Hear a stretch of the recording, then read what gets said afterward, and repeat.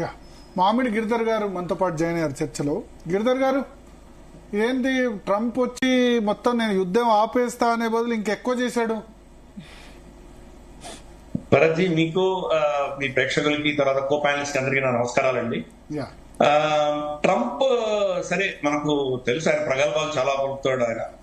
ఆయన దాంట్లో సత్యాసత్యాలు ఏంటో ప్రతి ప్రపంచానికి తెలుస్తోంది. రష్యాని అంత సులభంగా ఆయన ఏదో ట్రేడ్ డీల్స్ తర్వాత ఆయన ఏదో ఆంక్షలు విధించి ఆయన లొంగదీసుకుంటాడు అనుకోవడం చాలా తప్పది. అలాగే భారతదేశం విషయంలో కూడా చూసాం మనం. వాణిజ్యం మీదనే నేను వాణిజ్యం ఇష్యూస్ లోనే ట్రేడ్ ఇష్యూస్ లోనే వాళ్ళని ఇద్దరిని కూడా ఒప్పించాను, నేను న్యూక్లియర్ యుద్ధం ఆపించాను అని చెప్పేసి ప్రగల్భాలు పలికారు. మనం చాలా స్పష్టంగా చెప్పాం, మనం ట్రేడ్ అనేది చర్చలోకి రాలేదు, అమెరికా జోక్యం లేదు అని చెప్పాము. అదే పరిస్థితి ట్రంప్ కూడా అక్కడ కూడా యుక్రెయిన్ కూడా జరుగుతోంది. యుక్రెయిన్ లో మొత్తం మనకు ఏదైతే రేర్ ఎర్త్ మినరల్స్ ఉన్నాయో అవన్నీ కూడా కంప్లీట్ గా వాడు అమెరికా కంట్రోల్లో తీసుకుంటే అమెరికన్ బిజినెసెస్ మీద, అమెరికన్ కంపెనీస్ మీద రష్యా దాడి చేయడానికి 10 సార్లు ఆరోపణ చేస్తుంది అన్న ఉద్దేశంతో ఆ ఒప్పందాలన్నీ చేసుకున్నారు. కానీ అది కూడా దాన్ని ఏం ఆపలేదు, రష్యాని ఏం ఆపలేదు. ఇప్పుడు జరిగినటువంటి దాడి ఏదైతే చాలా వేల కిలోమీటర్ల దూరంలో వెళ్లి వాడు కొట్టగలిగారు వాళ్ళు, దీనికి ప్రతి దాడి మాత్రం రష్యా నుంచి తప్పకుండా ఉంటుంది. ఎందుకంటే వాళ్ళ అహంకారం దెబ్బతినింది, వాళ్ళ యొక్క ఏంటంటే మిలిటరీ మైట్ ని వీళ్ళు ప్రశ్నించారు. కాబట్టి తప్పకుండా చాలా పెద్ద ఎత్తున రాబోతుంది అటాక్ అన్నది. బహుశా ఇది ఈవెన్ టాక్టికల్ న్యూక్లియర్ అటాక్ జరిగినా కానీ మనం ఆశ్చర్యపడక్కర్లేదు. న్యూక్లియర్ ఏమంటారంటే వాళ్ళ కమాండ్ ఏదైతే ఉందో దాన్ని యాక్టివేట్ చేశారు. నిర్ణయం ఇప్పుడు వ్లాడిమిర్ పుటిన్ చేతిలో ఉంది. మరి న్యూక్లియర్ వార్ దాకా కూడా వెళ్లే అవకాశం ఉందా? అంటే ఏదో బెదిరిస్తున్నారు కానీ సీరియస్ గా అటాక్ చేసే అవకాశం ఉందా? న్యూక్లియర్ వార్ జరగదు, ఎందుకంటే న్యూక్లియర్ అటాక్ జరగదు. ఎందుకంటే అఫీషియల్లీ రష్యా యుక్రెయిన్ మధ్యలోనే ఉంది. నేటో పరోక్షంగా యుద్ధం చేస్తారు, నేటో ప్రత్యక్షంగా యుద్ధం చేయట్లేదు. కాబట్టి ఇప్పుడు యుక్రెయిన్ మీద న్యూక్లియర్ దాడి చేస్తే మరి నేటో రష్యా మీద దాడి చేయడానికి సిద్ధపడుతుందా లేదా అనేది పెద్ద ప్రశ్న. సో ఇది అది కనుక జరిగితే అప్పుడు as full scale nuclear war అవుతుంది. బట్ బహుశా అటువంటి పిచ్చి పనులు చేయడం. న్యూక్లియర్ అటాక్ కూడా చేస్తారా? న్యూక్లియర్ అటాక్ చేస్తుందా రష్యా? అంటే దానికి ఎస్కలేషన్ మ్యాట్రిక్స్ ఉంది. ఇప్పుడైతే వాళ్లకు ఈ దాడి ఏదైతే జరిగిందో, వాళ్ళ 40 పైబడి వాళ్ళ స్ట్రాటజిక్ బాంబర్స్ మీద అటాక్ జరిగిందో, స్ట్రాటజిక్ బాంబర్ అంటే ఏంటి? Nuclear delivery system. వాళ్ళ న్యూక్లియర్ బాంబును డెలివరీ చేసేటువంటి ఏరోప్లైన్స్ మీద వీళ్ళు దాడి చేశారు. గతంలో వాళ్ళకు ఉన్నటువంటి ఒప్పందాలు ఏంటంటే ఈ బాంబర్స్ అన్ని కూడాను శాటిలైట్ లో చూసేలాగా అన్ని ఓపెన్ గా పెట్టాలి, దాచిపెట్టడానికి వీల్లేదు. ఎందుకంటే తెలియకుండా దాంట్లో కనుక న్యూక్లియర్ బాంబ్స్ లోడ్ చేసి దాన్ని సడన్ గా ఏదైనా అటాక్ చేస్తే ఇబ్బందులు ఉంటాయని చెప్పేసి స్టార్ట్ అని చెప్పేసి ఒక ఒప్పందం ఉన్నది అమెరికాకు తర్వాత రష్యాకి. వీళ్ళకందరికీ ఉన్న ఒప్పందం ప్రకారం వాళ్ళు ఈ న్యూక్లియర్ సైలోస్ కానీ లేదా న్యూక్లియర్ బాంబర్స్ కానీ ఇవన్నీ కూడా ఓపెన్ గా ఉంచారు. ఎక్కడ ఉన్నాయో అందరికీ తెలియాలి. అలా తెలియకుండా మీరు దాచిపెడితే కనుక బహుశా ఎప్పుడు న్యూక్లియర్ అటాక్ చేస్తారో తెలియదు. కాబట్టి ఆ భయంతో వాళ్ళు ఈ ఒప్పందాలన్నీ చేసుకున్నారు. దానికి అడ్వాంటేజ్ జెలెన్స్కీ దాని మీద ఇప్పుడు దాడి చేసేసరికి ఆ ఒప్పందాన్ని ఉల్లంఘించినట్టు, ఆ ఒప్పందాన్ని ఉల్లంఘించారు. కాబట్టి ఇప్పుడు రష్యాకి న్యూక్లియర్ అటాక్ చేసేటువంటి ఒక ఆప్షన్ వచ్చింది వాళ్ళు. నిజంగా ఈ రోజు అమెరికా కానీ యూరోప్ కానీ నేటో కానీ రష్యాని ప్రశ్నించలేనటువంటి పరిస్థితి. ఇన్ఫాక్ట్ మొన్నటి వరకు కూడాను వాళ్ళ ఏమైతే మనకు ఏవైతే మిసైల్స్ కానీ వీళ్ళకు యుక్రెయిన్ కి ఇచ్చినటువంటి ఆయుధ సామాగ్రి అంతా కూడా అది రష్యాలో డీప్ పెనిట్రేషన్ చాలా లోపలుగా వెళ్లి కొట్టగలిగినటువంటి అస్త్రాలు వాళ్ళకి ఇవ్వలేదు. ఇచ్చిన అస్త్రాలను కూడా వాళ్ళంత డీప్ గా కొట్టడానికి పర్మిషన్ ఇవ్వలేదు నేటో కానీ అమెరికా కానీ. రీసెంట్ గా జర్మనీలో కొత్త ప్రభుత్వం వచ్చిన తర్వాత వాళ్ళు ఈ డీప్ పెనిట్రేషన్ అటాక్స్ కి పర్మిషన్ ఇచ్చారు రష్యా. కానీ ఇది అఫ్ కోర్స్ ఇది యుక్రెయిన్ నుంచి పంపించినటువంటి దాడి కాదు, ఇది మనకు తెలుస్తోంది. ఇది సంవత్సరంన్నరగా ఇవన్నీ కూడా ఈ డ్రోన్స్ అన్ని అక్కడికి పంపించారు. 2000-3000 కిలోమీటర్ల దూరంలో ఆర్క్టిక్ తర్వాత వాళ్ళ మన సైబీరియా ప్రాంతంలో ఇవన్నీ పంపించి దాన్ని అక్కడి నుంచి దాడి చేసి, అంటే ఈ బాంబర్స్ పెట్టినటువంటి ఎయిర్ బేసెస్ చాలా దగ్గరగా ఇన్ఫిల్టర్ చేసి అక్కడి నుంచి కొట్టారు. సో ఇది వెస్ట్ కి తెలుసా తెలియదా అన్నది ఒక పెద్ద ప్రశ్న. ఒకవేళ వెస్ట్ కి తెలియకుండా ఈ పని చేస్తుంటే మాత్రం ఇప్పుడు రష్యా న్యూక్లియర్ అటాక్ చేస్తే ఎవరు ప్రశ్నించలేనటువంటి పరిస్థితి. మరి ఈ సమయంలో మరి డొనాల్డ్ ట్రంప్ ఏం చేస్తారో చూడాలి. ఎందుకంటే రష్యాని ఇప్పుడు ఆపలేరు ఎవరు. ఎందుకంటే చాలా పెద్ద దాడి కొట్టారు వాళ్ళ మీద. కాబట్టి రిటాలియేషన్ అనేది ఉండి తీరుతుంది. వాళ్ళ దగ్గర ఉన్నటువంటి హైపర్సానిక్ మిసైల్స్ తోటి మిగతా ఇతరత్ర అస్త్రాలతోటి వాళ్ళు కనుక మేజర్ అటాక్స్ చేస్తారా యుక్రెయిన్ లో, లేదా టాక్టికల్ న్యూక్లియర్ అటాక్ చేసి వాళ్ళని కంప్లీట్ గా సరెండర్ చేసే దిశగా మరి అటువంటి ఏమైనా స్టెప్స్ తీసుకుంటుందా రష్యా అనేది చూడాలి. న్యూక్లియర్ థ్రెషోల్డ్ మాత్రం ఈ రోజు యుక్రెయిన్ అటాక్ దాటిపోయింది. కాబట్టి రష్యా నిర్ణయం ఇప్పుడు చేతిలో, వ్లాడిమిర్ పుటిన్ చేతిలో ఉంది. ఏ దిశగానే వెళ్ళవచ్చు. అందుకనే ఇది ప్రెడిక్ట్ చేయడం చాలా కష్టం. అల్టిమేట్ గా వ్లాడిమిర్ పుటిన్ నిర్ణయించుకోవాలి ఏం చేయాలి. బట్ ఇప్పుడు ట్రంప్ ఫేవర్ లో లేరు కదా, నాటో ఫేవర్ లో ట్రంప్ లేరు, శాంతి శాంతి అంటున్నారు ఆయన. ట్రంప్ ట్రంప్ ఆయన ఒక్క సొంత ఫేవర్ లోనే ఉంటారు. ఆయనకు వ్యక్తిగతమైనటువంటి గ్రాండియస్నెస్ దాన్ని తప్పితే ఇంక ఏది పట్టదు ఆయనకి. మిత్రులు లేరు, ఆయనకు శత్రువులు లేరు, ఇద్దరు లేరు. ఇన్ఫాక్ట్ ఆయన శత్రువులు నష్టపోతారు, వాళ్ళ మిత్రులు ఆత్మహత్య చేసుకునే పరిస్థితి తీసుకొస్తారు. కాబట్టి శత్రువులు మిత్రులు అనే భేదం లేకుండా అందరినీ సతాయిస్తున్నాడు. కాబట్టి ఆయనకు ఇటువంటిది ఏమీ లేదు. బేసిక్ ఏంటంటే ఆయన ఒక బిజినెస్ మ్యాన్, ఒక స్ట్రాటజిస్ట్ కాదు. కాబట్టి ఈ పరిస్థితులలో ఆ నిర్ణయాలు ఎవరు తీసుకోరు. ఆయన దగ్గర ఉన్నటువంటి టీం అంతా కూడాను అనుభవం లేనటువంటి వ్యక్తులందరూ ఉంది. కాబట్టి ఈ నిర్ణయాలు ఏం తీసుకోవాలి. ఫర్ ఇన్స్టెన్స్ చిన్న హౌతీల మీద వీళ్ళు చేసిన దాడులే వీళ్ళు గెలవలేకపోయారు. అమెరికా డొనాల్డ్ ట్రంప్ మధ్యలో వాళ్ళు మాతో చర్చలు చేయడానికి సిద్ధపడ్డారని చెప్పేసి యూనిలాటరల్ ఈయన చెబితే ఆపేస్తుంది.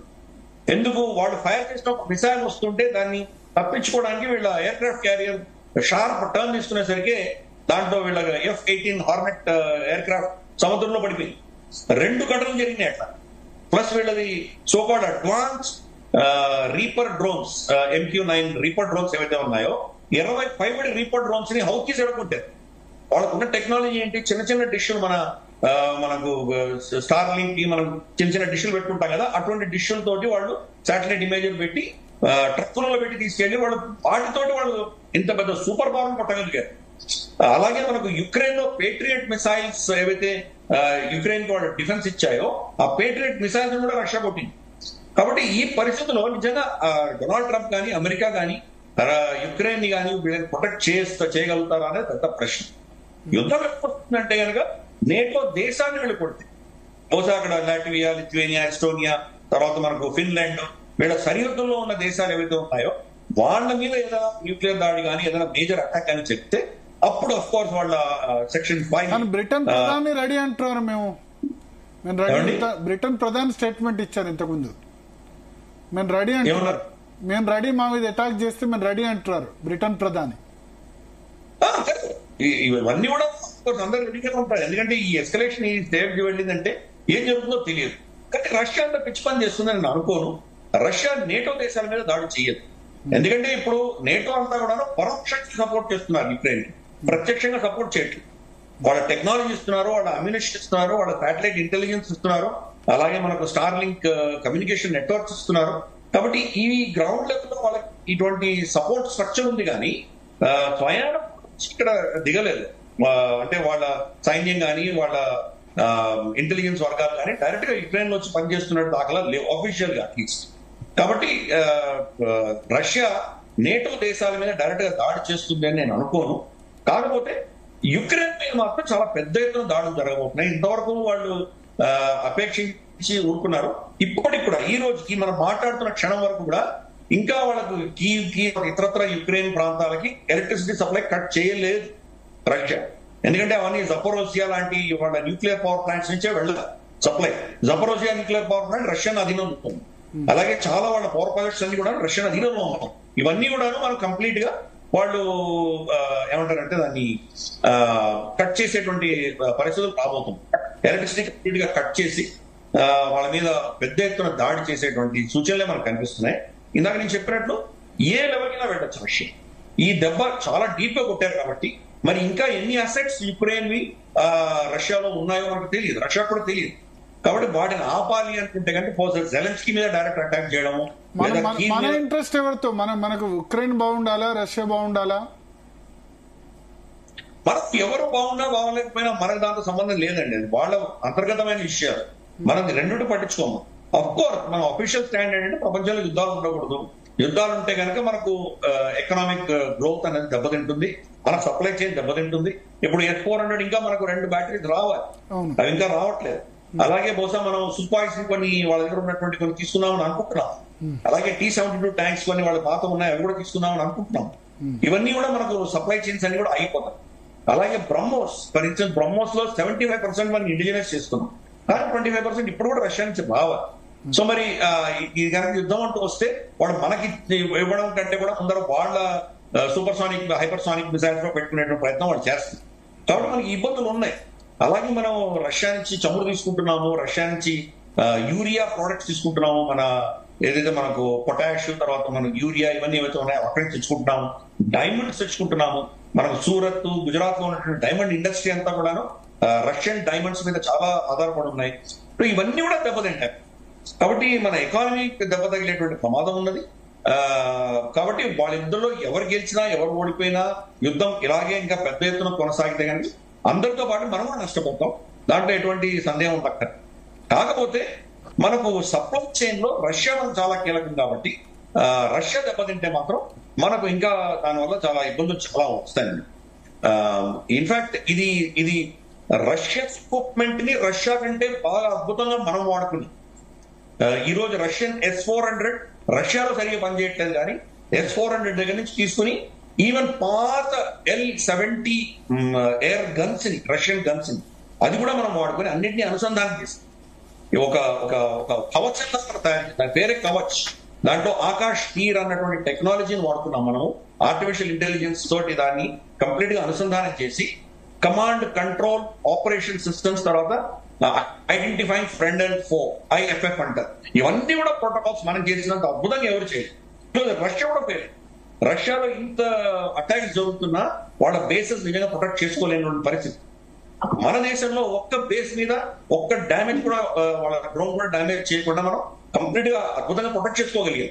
అది ఏంటి, రమారం 3000 మైళ్ళ మొత్తం బార్డర్ ప్రొటెక్ట్ చేసి, పైన ఉత్తరాన కార్గిల్ దగ్గర నుంచి తీసుకొని దక్షిణాన మనకు రాణ్ ఆఫ్ కచ్, భుజ్ దాకా మనం ప్రొటెక్ట్ చేసుకోగలిగాం. అలాగే ఎదురుదాడి కూడా వాళ్ళ సైడ్ ఉన్నటువంటి బాల్తిస్తాన్ లో ఉన్నటువంటి అస్కర్దు నుంచి తీసుకొని కింద మనకు కరాచీలో ఉన్నటువంటి మలయర్ క్యాంటన్మెంట్ దాకా ఆల్మోస్ట్ సేమ్ అదే డిస్టెన్స్ మనం కొట్టగలిగాము.